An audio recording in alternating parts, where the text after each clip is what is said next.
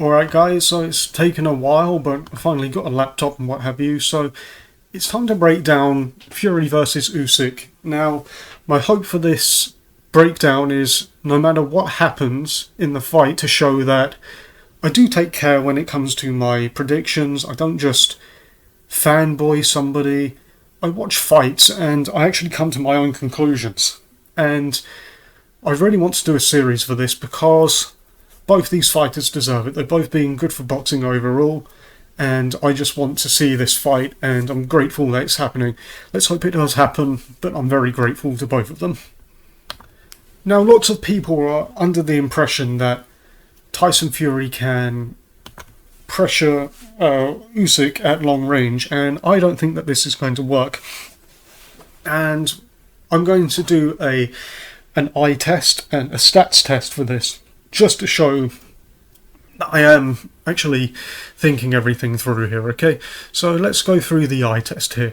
This would be the example that most people give you of Tyson Fury being able to pressure Usyk at long range against Deontay Wilder. So let's watch the highlights of the second fight. Okay, right.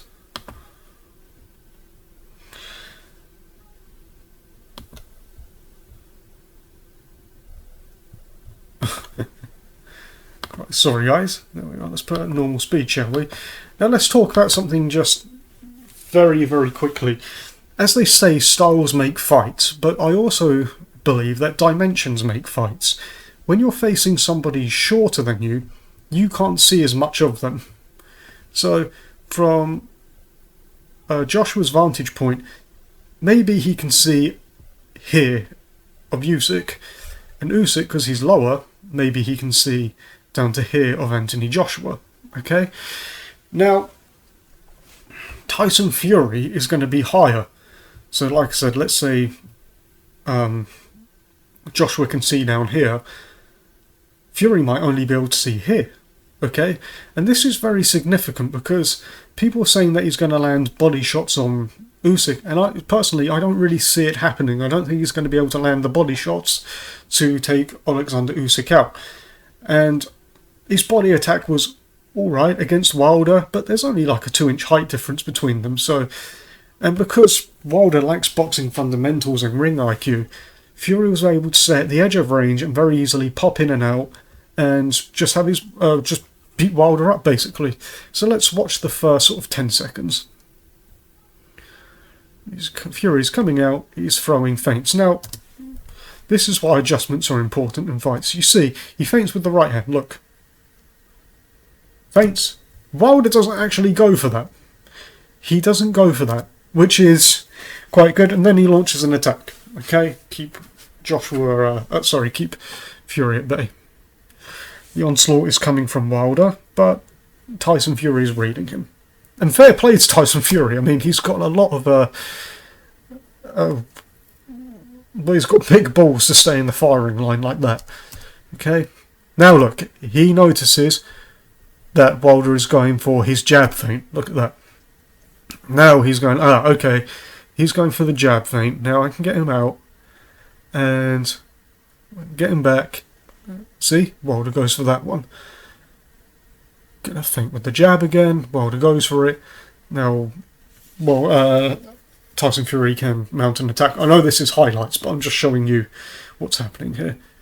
Now look, Wilder's realising, oh okay, he's out jabbing me. Maybe I should go to the body. I just want to show the position that Deontay Wilder gets himself into when he's being backed up here. So look, I think it's here. He goes for a jab to the body.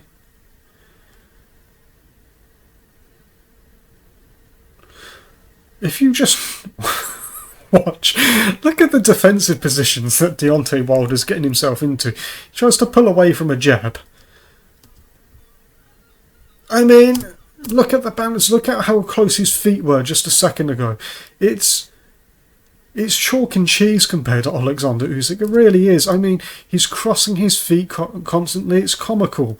Every time he gets caught with anything, it's like watching a first timer, to be honest. Now,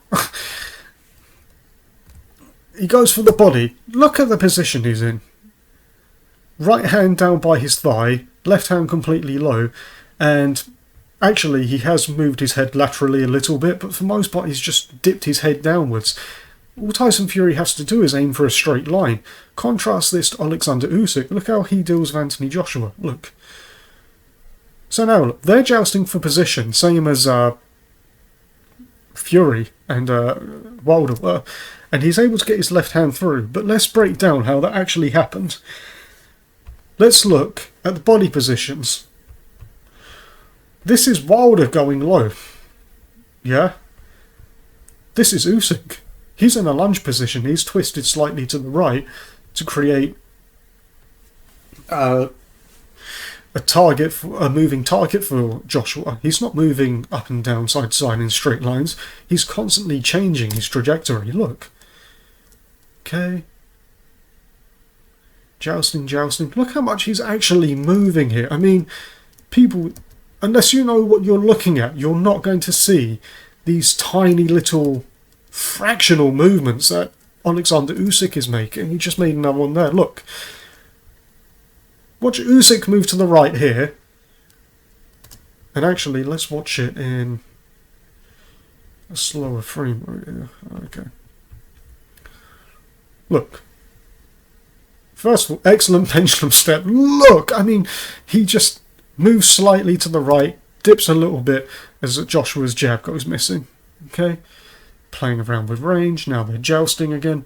Look at the difference. Look at how much more dynamic Usyk is. And do you see the way he just slipped away from that body shot there? He just twisted away from it. Bear in mind, this is at quarter speed.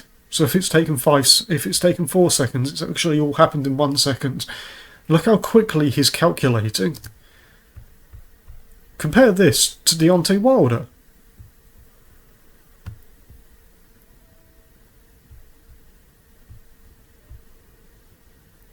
Let's see, does he do anything different? No? Okay, head's in the same spot. Head's in the same spot. Okay, he's going to try and get away, but he's being mauled by Fury.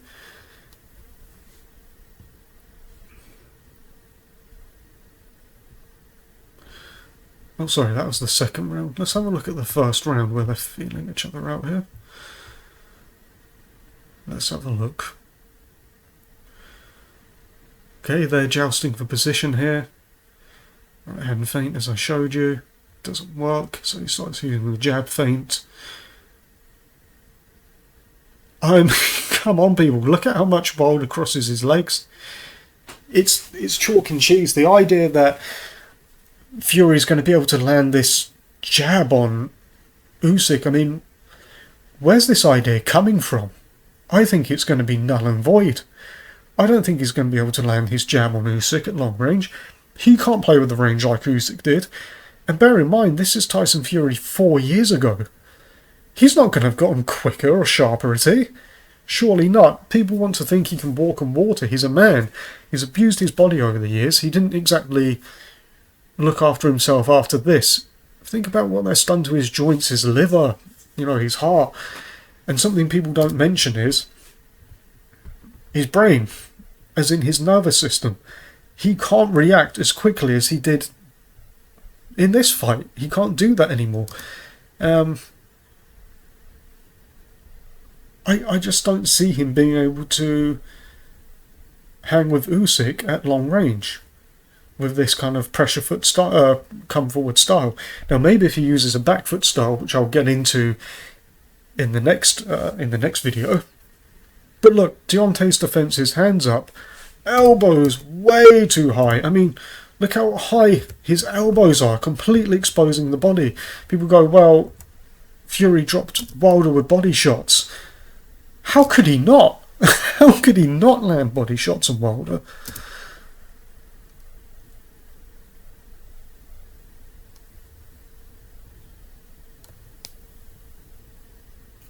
And everything was off the jab in this fight. I think that Usyk is going to completely nullify Tyson Fury's jab.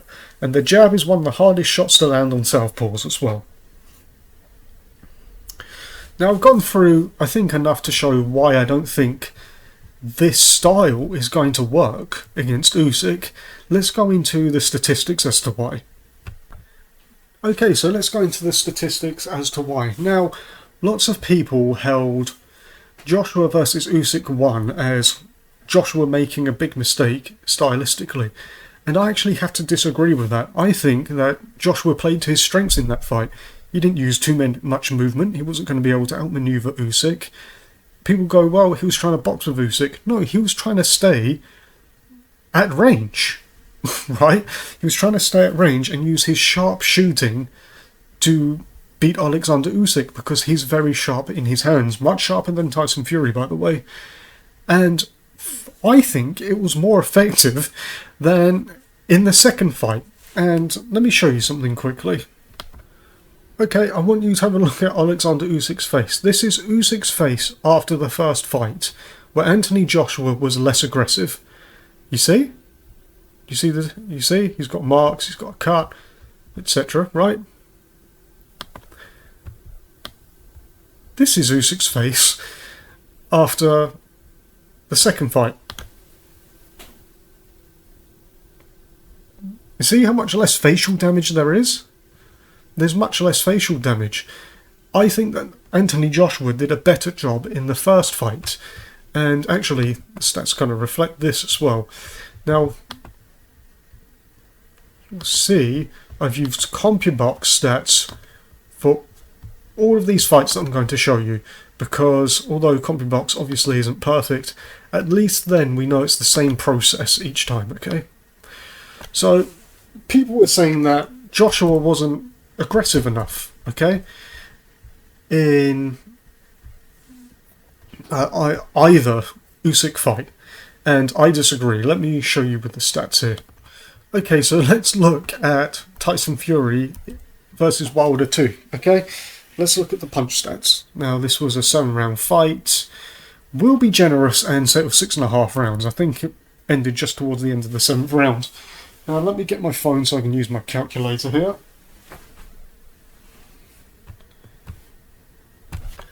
So, in the second fight, Tyson Fury threw 267 punches, and let's say it's a 6.5 round fight, so divide that by 6.5, gives us 41 punches, okay? This is in the second fight with Wilder. Here's the punch stats for the first Joshua versus Usyk fight. You'll see that Joshua threw 641 punches over 12 rounds, which obviously is, well, it's about 50. Let's see, that's 53 punches. So he threw 12 punches more in on average. And if you look, Joshua's punch output actually increased as the fight went along. It did so in the second fight. Let's look at the second fight here. Stats, again, this is from CompuBox. You should be able to see, where are we? Yeah, here we are, sorry guys. In the second fight, Joshua threw 400, is this for the second fight? Yeah. Yeah, that's the second fight, sorry guys. He threw 492 punches. Now, lots of people, obviously 641 is more than 492, okay? But the rounds where Joshua threw a fair amount were, I think 67 is his highest in round 9.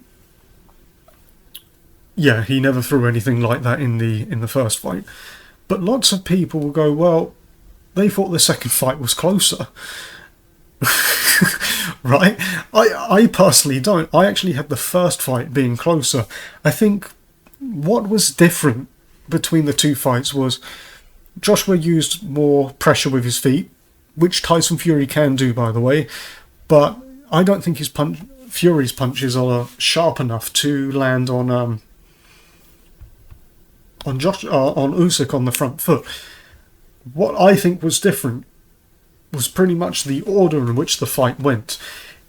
In the first fight, Usyk took the first sort of 4 rounds, okay? Off the top of my head, he got to a fast start. Then he coasted round 5 to 8. Then he picks up round 9 to 12. In the second fight, it was different. Usyk started slow, picked up, and then built more into the fight. Okay, so he started slow first 4 rounds, then 5 to 8, it was building up. Then he had a shaky 9th round. Then he jumped on Joshua in the second fight. For my money, Joshua had he had more success. Okay, he had way more success in the first fight. I think his punches were sharper. I think they were just better in terms of ring craft and stopping himself getting punched. I mean, Usyk landed at a higher connect percentage in the first fight, but because the output was lower from Joshua, Usyk threw more. I don't really see where this idea that that Fury can go out there and throw 600 plus punches is coming from.